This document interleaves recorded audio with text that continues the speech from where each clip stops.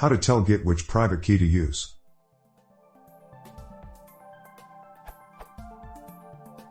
SSH has the I option to tell which private key file to use when authenticating.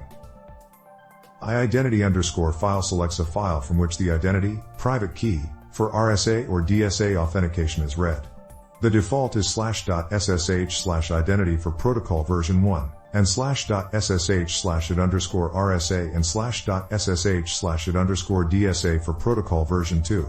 Identity files may also be specified on a per host basis in the configuration file.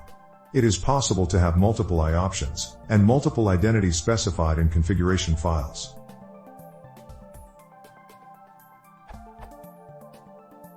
Is there a similar way to tell Git which private key file to use on a system with multiple private keys in the .ssh directory?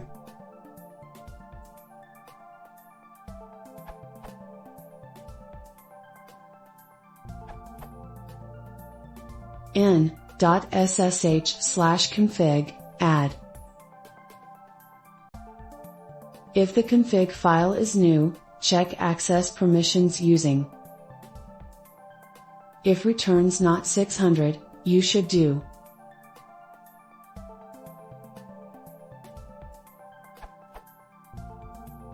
Now you can do git clone git at github.com column, org_name, repo_name, .git.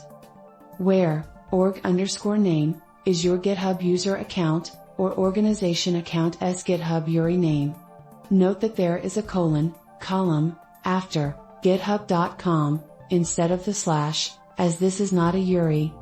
And repo_name is your GitHub repo's URI name. For example, for the Linux kernel this would be git clone git at github.com /torvalds/linux.git. Note, on Linux and macOS, verify that the permissions on your identity file are 400. SSH will reject, in a not clearly explicit manner, SSH keys that are too readable. It will just look like a credential rejection. The solution, in this case, is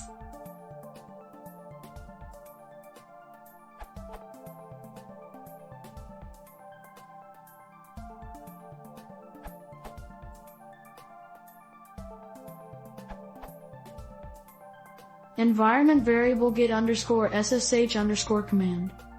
From Git version 2.3.0, you can use the environment variable git_ssh_command like this. Note that I can sometimes be overridden by your config file, in which case, you should give SSH an empty config file, like this. Configuration core.sh command.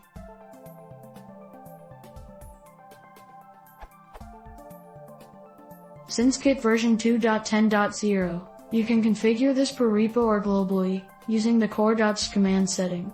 There's no more need to use the environment variable. Here's how you clone a repo and set this configuration at the same time.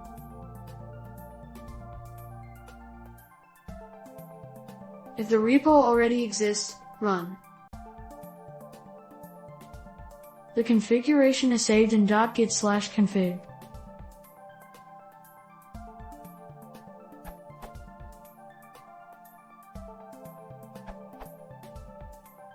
There is no direct way to tell Git which private key to use, because it relies on SSH for repository authentication. However, there are still a few ways to achieve your goal. Option 1, SSH Agent. You can use SSH Agent to temporarily authorize your private key. For example,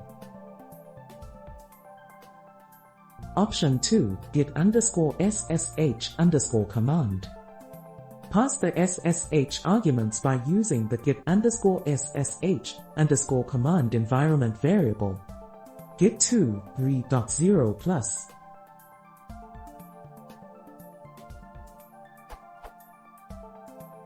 For example, you can type this all on one line, ignore $ and leave out the backslash. Option 3, git_ssh. Pass the SSH arguments by using the git_ssh environment variable to specify alternate SSH binary. For example,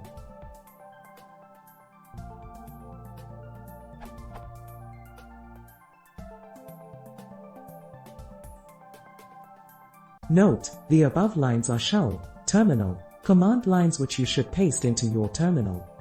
They will create a file named SSH, make it executable, and indirectly execute it. Note, git_SSH is available since v0.99.4, 2005. Option 4. .ssh/config. Use the .ssh/config file as suggested in other answers in order to specify the location of your private key, for example.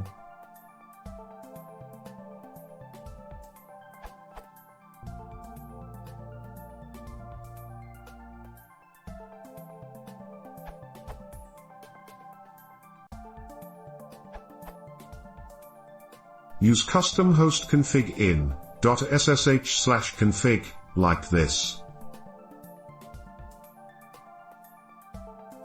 Then use your custom host name like this.